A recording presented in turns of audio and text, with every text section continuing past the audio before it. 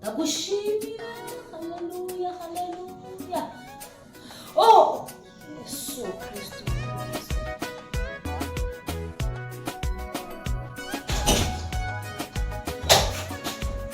Mana yaranagowe ariko. Umva madame. Sewiri. Nitwa se nirwe kiniriwe nyine ntabwo mbona se ko niri. None se habaye. Yesu we. Ujye kubita urugi kuriya. Mana wararushye mana waragowe. Abarokore bo murantangaza cyane. Niko hari ikibazo uzi kuntu ndi kumva nabamenye ariko nabamenye ukubita urugi nabamenye gere birahurira he nabamenye mwitore ngo muje kunsengera ngo imitungo yanje ngibicini biki kumbi muri gushaka kumiragura ujya gupfa kurya kanje niba mushaka kubona kamere yanjye muzayibona uko ubu ndikumva nagusingira ariko reka niyumanganisha.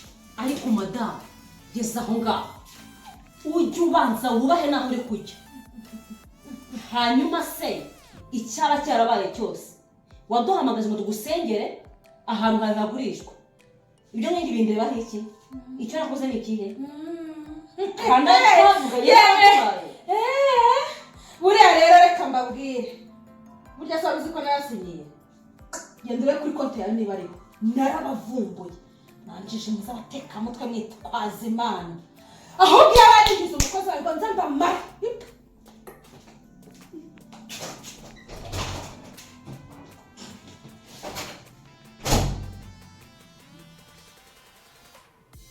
yarabivumbuye neza ariko uriya muntu bimubwira ngo tujye guteka imitwe nta kintu kiri buvemo